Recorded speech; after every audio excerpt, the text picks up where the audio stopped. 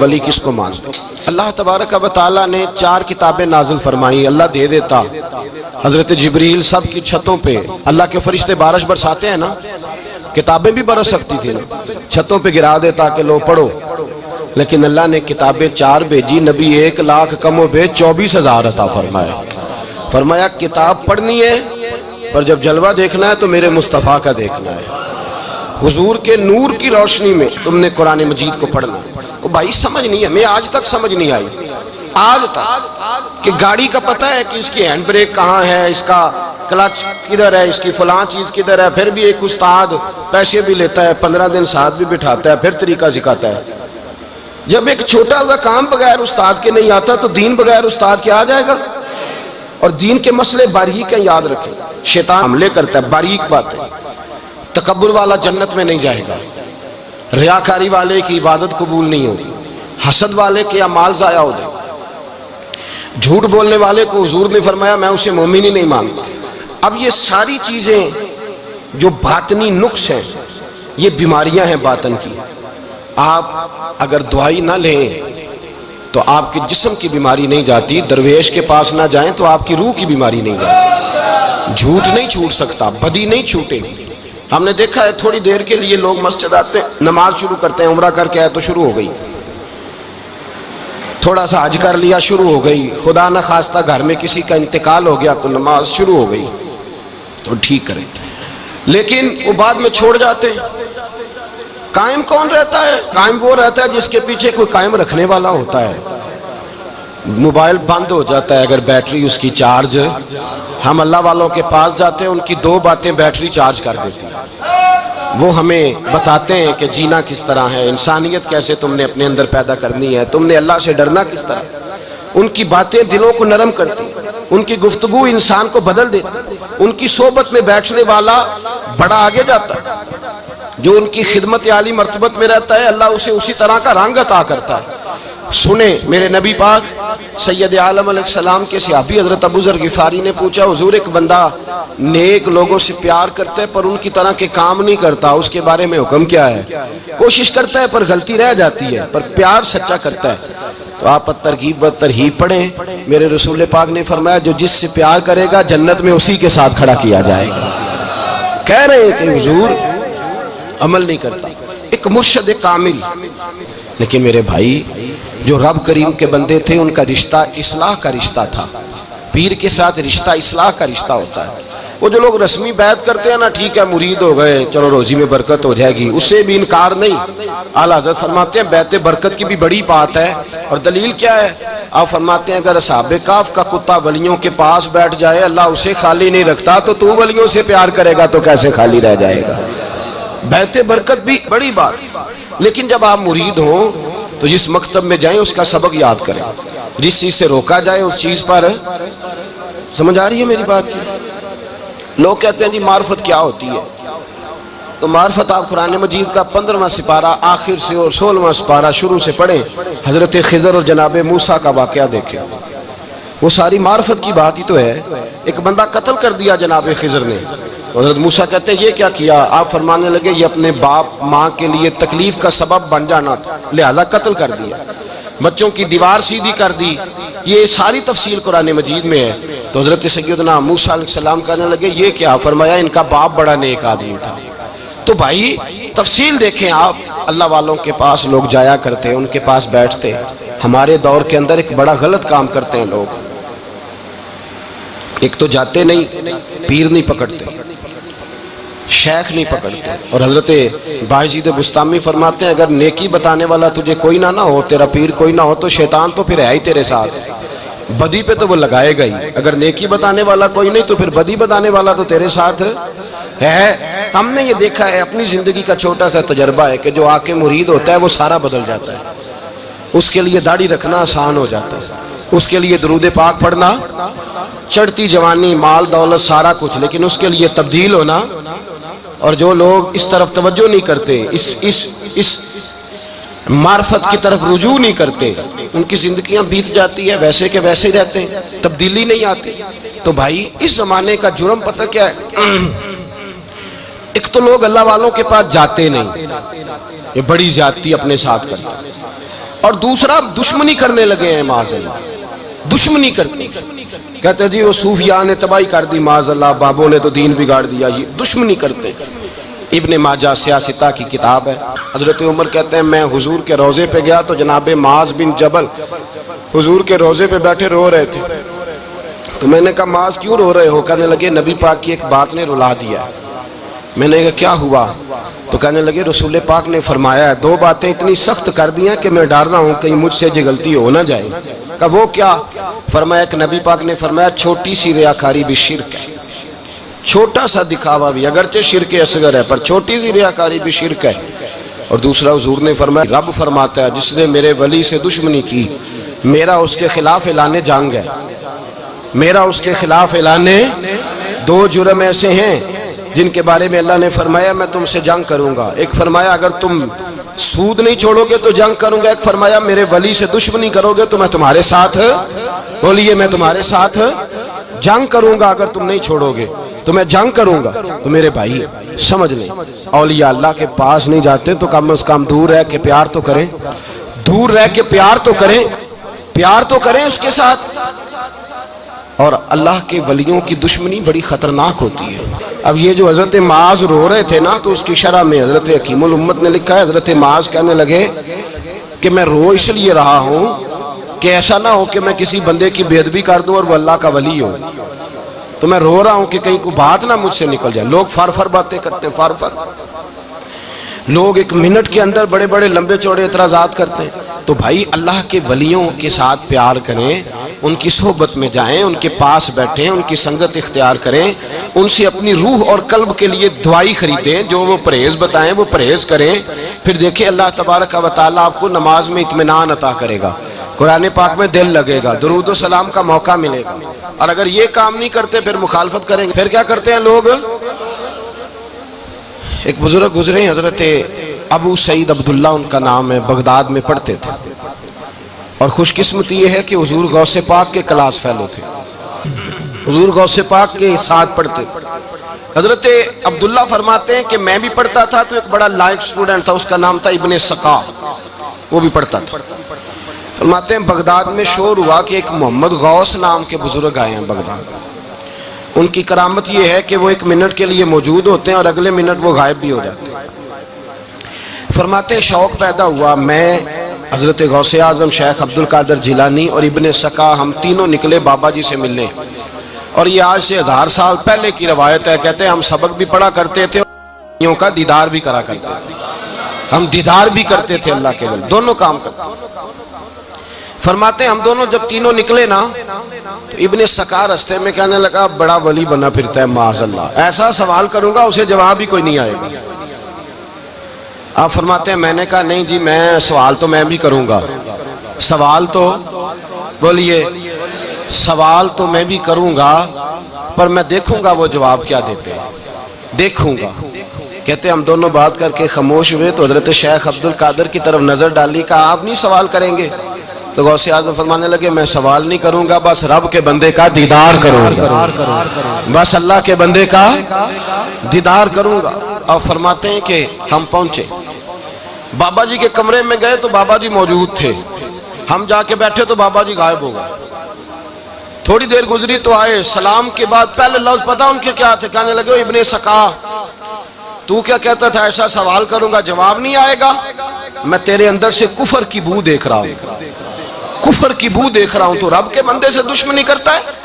اور فرمانے لگے او ابو عبداللہ تو کہتا تھا کہ میں دیکھوں گا وہ کیا جواب دیتے ہیں۔ فرمایا تو کافر تو نہیں ہوگا پر دنیا دار ضرور ہو جائے گا۔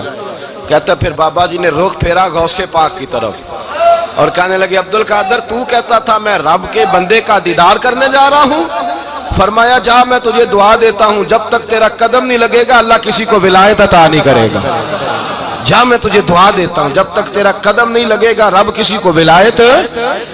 حضرت ابو عبداللہ فرمایا کرتے تھے ہم آ گئے، ابن سقا پھر نہ مانا، کہنے لگا نہیں نہیں ایسے ہی بات کر دی ہے، اس تو کوئی علم غیب ہے معاذ اللہ۔ کہتے ہم نے دیکھا وہ سب سے بڑا عالم بنا، مناظر بنا، بڑی تقریریں کرتا، واضح کرتا۔ پھر وہ روم چلا گیا، روم کے بادشاہ نے اسے وزیر اوقاف بنا لیا۔ پھر ایک دن روم کے اس عیسائی بادشاہ کی بیٹی اسے پسند آ گئی، کہنے لگا میں نے شادی کرنی ہے. کہتے ہیں بادشاہ کہنے لگا کر دوں گا شادی، پر تجھے عیسائی ہونا پڑے گا. کہتے ہیں مارا قسمت کا معاذ اللہ ثم معاذ اللہ، نقل کفر کفر نہ باشد، عیسائی ہو گئے. آپ فرماتے ہیں مجھے بھی ایک بادشاہ نے بلا لیا، اس نے مجھے بھی ایک عہدہ دے دیا، میری بھی دنیا میرے کانوں تک آ گئی، بڑی جان چھڑاتا ہوں دولت سے مال سے شہرت سے، پر میری چھوٹتی نہیں. آپ فرماتے ہیں ہوش اس دن آئی جس دن بغداد کے منبر پر بیٹھ کر اور 70,000 کے مجمع میں کھڑے ہو کے غوث اعظم نے فرمایا آؤ بھائی، جس نے ولایت لینی ہے عبد القادر کے پاس آؤ، میں قدم رکھتا جاؤں گا، اللہ ولایت عطا کرتا چلا جائے گا. آؤ میرے پاس میں ولایت دیتا ہوں. ہر مشکل دی کنجی یارو ہاتھ مرداں دے آئی، تے مرد نظر کرے جس ویلے مشکل رہے نہ کائی. لوگ دشمنی کرتے ہیں، اللہ والوں سے اللہ ملتا ہے، اللہ کے بندوں سے معرفت کا حسن ملتا ہے. اللہ کے بندے بیعت اپنی کرتے ہیں، جھکاتے اللہ کی بارگاہ. اللہ تبارک و تعالیٰ کے بندوں کے پاس بیٹھنے سے رسول اللہ کا پیار ملتا ہے. اللہ کے بندوں کی صحبت حضور کے دروازے تک لے جاتی ہے. رب کریم کے بندوں کی صحبت عاجزی سکھاتی ہے. اللہ کے بندوں کے پاس بیٹھنے والے اللہ اللہ کرنے لگتے ہیں. رب کریم کے بندوں کے پاس بیٹھنے والوں کو سجدے کا نور حاصل ہوتا ہے. اور میرے بھائی اگر تو نے کسی کے ہاتھ میں ہاتھ دیا ہو تو ملے گا کیا؟ ملے گا کیا؟ خواجہ نظام الدین محبوب الہی رحمت اللہ علیہ کھڑے تھے تو ایک آدمی حلوائی کی دکان پہ کچھ چیز لینے آیا. کوئی درویش سادہ سا آدمی چھوٹی سی مسجد سے نکلا، حلوائی سے کہا دے دے. حلوائی کہا چل دوڑ جا، تو روز آگے کھڑا ہو جاتا ہے، جب سارے آتے ہیں تب آیا کر. غریب گاہک تھا نا تو حلوائی نے جھڑک دیا. اس درویش کو جوش آ گیا، کہنے لگا میرے ساتھ بدتمیزی نہ کرنا ورنہ میں تیری دکان الٹ کے رکھ دوں گا، میں تیری دکان الٹ دوں گا. کہنے چل دوڑ جا، بڑے دیکھے ہیں تیری طرح کے دکان الٹنے والے. حضرت نظام الدین محبوب الہی گزر رہے تھے، حلوائی کی نظر پڑی تو دوڑ کے دست بوسی کرنے آیا. کہنے لگا حضور السلام علیکم. آپ فرمانے لگے اس کے ساتھ بد اخلاقی نہ کر، تیری دکان واقعی الٹ جائے گی. کہا حضور کس طرح؟ یہ تو ایسے ہی سادہ سا ہے. آپ فرمانے لگے یہ بھی سادہ ہے، اس کا پیر بھی اسی طرح کا ہے، پر دادا پیر بڑا باکمال ہے.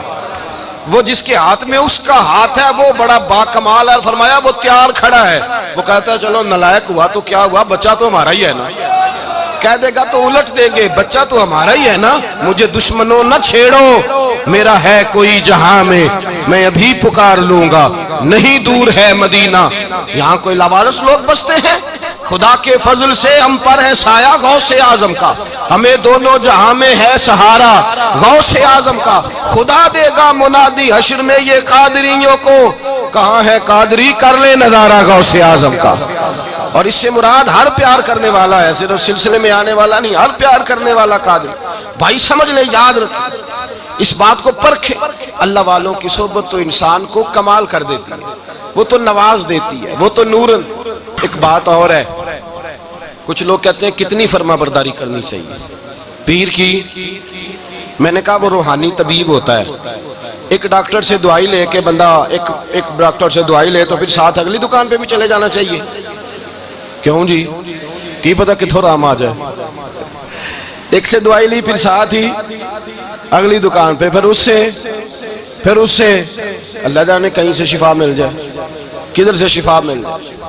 اور بھئی ایسے نہیں ہوتا.